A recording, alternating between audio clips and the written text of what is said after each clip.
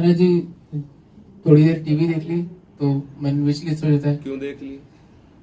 आप सत्संग में सुना होगा, हमने मना किया है समाचार टेलीविजन पे हमारी होती नहीं है, पर घर वाले अगर एक ही टीवी है घर में तो घर वालों की अगर हम नहीं देखना आपकी बात नहीं सुनना चाहे तो हम अभी अंदर हो जाएंगे। समाज में बैठे हुए आप हमें कुछ नहीं सुना सकते, हम मंत्र में तन्मय हो जाते, खत्म के।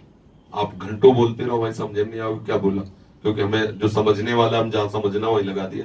अगर आपको इतनी कला प्राप्त नहीं तो जरूरी उस कमरे में बैठो। क्या इतना ही बड़ा घर है कि केवल एक ही कमरा है, उसमें टीवी लगी तो देखना ही है? दरवाजे के बाहर निकल करके पीट करके बैठ जाओ दरवाजे की तरफ, उधर मुंह करके राधा राधा चिंतन। ये सब दलीलें हमारा मन हमको फंसाने के लिए पेश करता है। जो चीज हमारे परमार्थ की विरोधी हम क्यों देखें? या तो इतनी सामर्थ्य की टेलीविजन चल रही हो, हम भगवत चिंतन में मगन है, हमें पता ही नहीं चल रहा है सामने क्या दृश्य है, अपने दृश्य क्या फर्क पड़ता है। जिसकी दृष्टि बदल गई, कुछ भी सामने दृश्य है वो अपना प्रभाव नहीं डालता, लेकिन हमारी अंतर ऐसी दृष्टि नहीं तो मुझे वो दृश्य नहीं देखना। आज आपने सत्संग सुना, सत्संग में थे आप? प्राय सत्संग में हम कहते रहते हैं कि पेपर नहीं पढ़ना, टेलीविजन नहीं देखना, समाचार नहीं सुनना, ऐसे लोगों के बीच में बैठ के हंसी मजाक संभाषण नहीं करना जो परमार्थ के विरुद्ध हो तो हमें मानना चाहिए। अगर नहीं मानेंगे तो आप 30 मिनट का समाचार, 30 मिनट का टेलीविजन न जाने कितने घंटों के चिंतन को बर्बाद कर देगा। आप देख लो, जब हम एकाग्र होते हैं और जो दृश्य देखते हैं तो उस समय वो कैमरा में आ जाता है, मानसिक कैमरा में, और जब हम भगवत भजन करेंगे तो रील आने लगेगी। अब विचलित समाज में कवर किया और एकांत में वो तुम्हारे नाश करेगा, तुम्हारी आनंद का। इसलिए साधक सावधान, ये कैमरे का ढक्कन बंद रखो, ये आंख जो है ना बंद रखो ऐसे। इसीलिए संतों ने कहा नासाग्र दृष्टि रखो, ऐसे शांत बैठे मंत्राकार वृत्ति। जहां में पहुंचना है, हमारा लक्ष्य बन गया प्रिया प्रीतम, तो हम प्रपंच क्यों देखें, क्यों सुने प्रपंच? मतलब टीवी में दुनिया में क्या हो रहा है, स्वप्न ही तो हो रहा है, कोई जागरण की बात हो रही क्या? ये जितना जगत है, भगवान शंकर परम वैष्णवाचार्य वो कह रहे, उमा कहूं मैं अनुभव अपना, सत हरि भजन जगत सब सपना। सपने में क्या सपने देख रहे हैं? सपने के मनोरथ है सब संसार, छोड़ो क्या देखना टेलीविजन। अरे हमारा जीवन ही मिथ्या है, ये शरीर ही मिथ्या है, क्या संसार देखे? यहाँ सब जितना विलास हो रहा है सब मिथ्या है। ब्रह्म सत्यम जगत मिथ्या। निरंतर भगवत चिंतन में लगे रहो। जब व्यर्थ की बातें देखोगे तो व्यर्थ का चिंतन होगा तो उसकी सत्यत्व महत्व बुद्धि बढ़ेगी संसार की। फिर क्या, जब तक हम सांसारिक कथाएं, सांसारिक वार्ताएं, सांसारिक दृश्य, सांसारिक सुख भोगते रहेंगे तो श्री कृष्ण अनुरागी नहीं बनेंगे। नारायण हरि भजन में पांचों न सुहात विषय भोग निद्रा आसी जगत प्रीति बहुबा। हम लोग वैष्णव अपराध अनजाने में जाने में करते ही रहते हैं।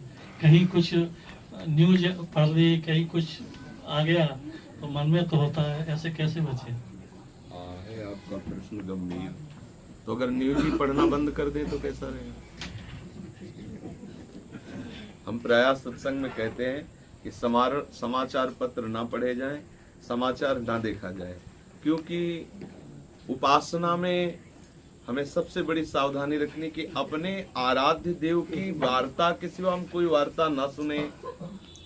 हमारे यहाँ आचार्य चरण श्री हरिवंश चंद्र महाप्रभु कहते हैं, रसना कटो जो अनरटो, निरखी अन फुटो नैन, श्रवण फुटो जो अन सुनो, श्री राधा जस बैन। जबान कट जाए जो प्रिया प्रीतम के सिवा कुछ बोलूं, कान फूट जाए जो प्रिया लाल के सिवा कुछ सुनूं, मेरे नेत्र फूट जाए जो प्रिया लाल के सिवा कुछ देखूं। यह हमारी उपासना का रंग है। अब हमें इस रंग में रंगना है तो हमें इतनी अनन्यता तो था। अलम विषय वार्तया नरक कोटि बीभत्सया। ये विषय वार्ता बंद करो, करोड़ों नरकों से भी भयावनी भय देने वाली है। हमको उन दुराचरणों से बचना है, हमको सच्चे बनना है, तो वो वार्ता सुनना बंद कर दें, वो हम दृश्य न देखें, वो बात न सुने जिससे हमारा मन उधर जाए।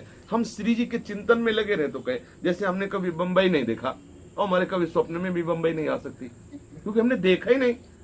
अगर हम बंबई की चर्चा सुनेंगे तो कल्पना कर सकते हैं, अगर हम दृश्य देखेंगे तो हमारे आ सकता है। ऐसे हम जिस विषय में नहीं गए, मान लो हमने कभी दुराचार नहीं किया तो वो दुराचार का प्रसंग हम सुने क्यों?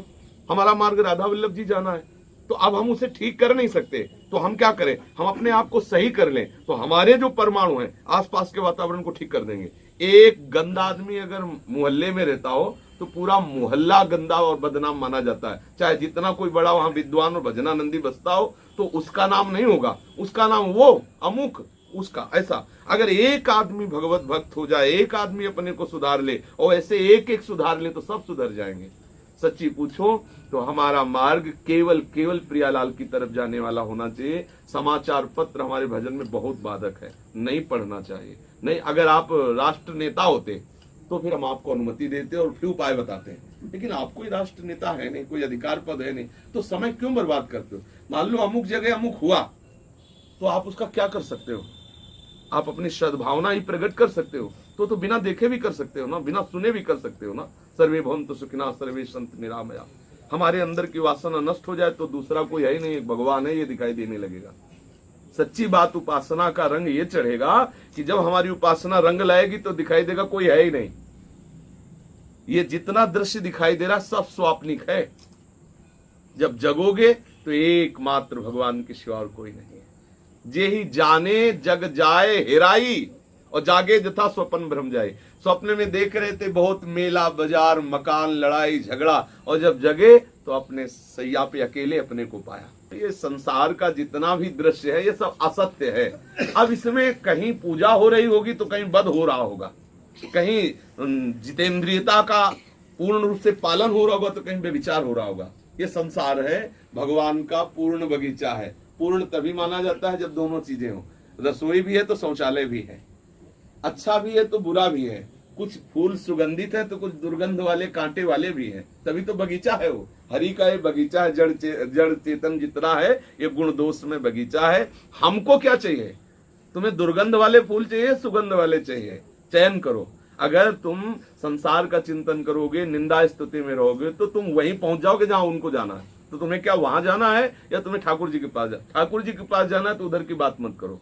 हमें जाना है छठी करा, तो हम फिर अन्य मार्ग वाले किलोमीटर जानकारी करके क्या करेंगे? हमें तो छठी करा वाला मार्ग चाहिए भाई, कहां से मुड़ना है, कहां जाना है, कैसे जाना है। तो हमें जाना है श्री जी की तरफ। अब श्री जी के मार्ग की हमें बातें सुननी है, श्री जी के मार्ग की बातें करनी है, श्री जी के मार्ग में जो चल रहे हैं उनसे हमें व्यवहार करना, पीछे हमें भूल जाना है। समझ में आ गया ना?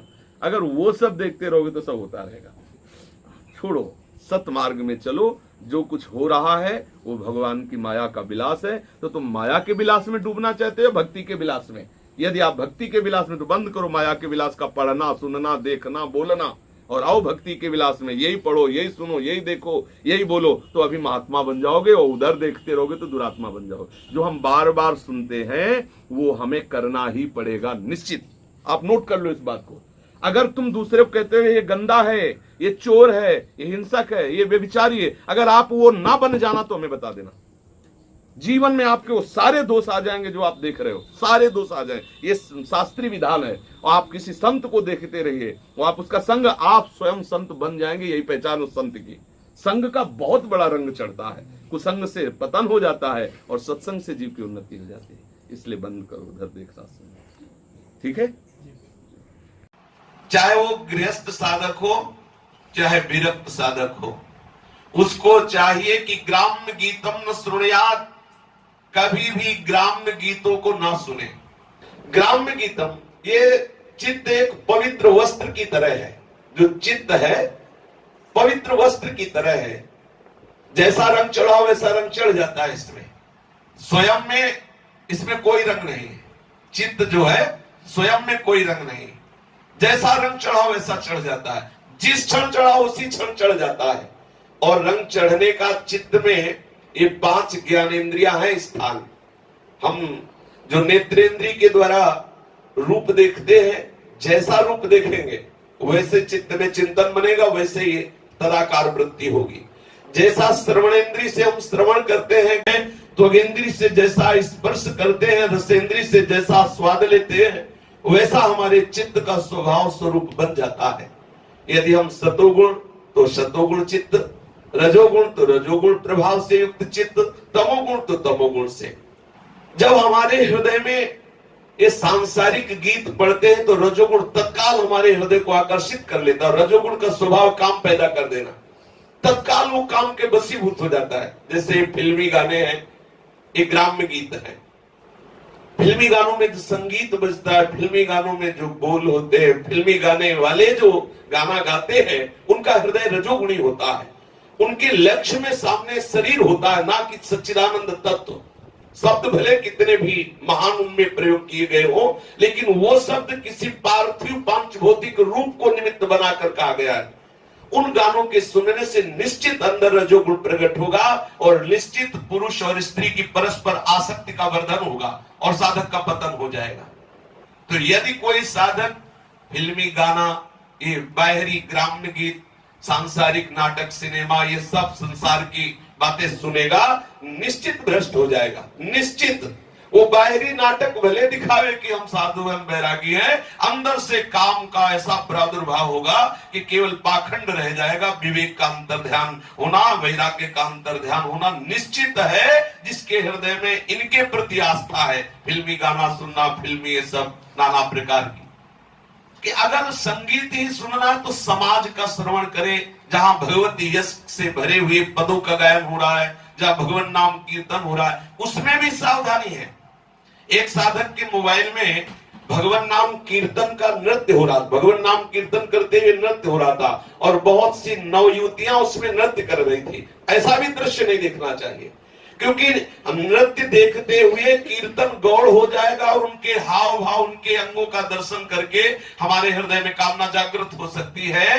क्योंकि हम अभी गिरे हुए साधक हैं, अभी हमारी वो ऊंची दशा नहीं कि हम ये देख पाए कि श्री जी की सहचरियां नृत्य कर रही। अभी हम देह भाव से युक्त है, बहुत सावधानी की आवश्यकता है। तो भगवान की ऐसी विचित्र माया है, इसीलिए कह रहे हैं ग्राम्य गीतम न श्रुणयाद यतिर्वन चरः क्वचित्। ग्राम्य गीत कभी भी नहीं सुनना चाहिए, कभी भी ऐसे दर्शन नहीं करना चाहिए जहां नौटंकी नाटक आदि हो रहा हो, क्योंकि चित्त में रजोगुण उत्पन्न होता है। रजोगुण से महापापी कभी ना घाने वाला काम प्रकट होता है और काम से विषयों का चिंतन होता है, विषयों के चिंतन से साधक का नाश हो जाता है। विषय चिंतन करने वाला मन बंधन से युक्त है, भगवत चिंतन करने वाला मन मोक्ष से युक्त है। इसलिए सदैव भगवत चिंतन करते हुए विषय चिंतन जैसे बढ़े वैसे सब कार्यों का त्याग कर देना चाहिए। जिसके संग से, जिसके संभाषण से, जिसके देखने सुनने से हमारा विषय चिंतन बढ़े, हमें तत्काल उसका संग त्याग देना चाहिए। अगर हमारा भजन बढ़ रहा है तो चाहे गृहस्थ हो चाहे विरक्त हो, हमें अवश्य संग करना चाहिए। अगर भजन छूट रहा है तो कोई भी उसका त्याग कर देना चाहिए। जाके संग कुमति मति उपजे, करत भजन में भंग, तजोरे हरि विमुखन को संग। आगे चर्चा शेष। श्री राधा वल्लभ लाल की जय।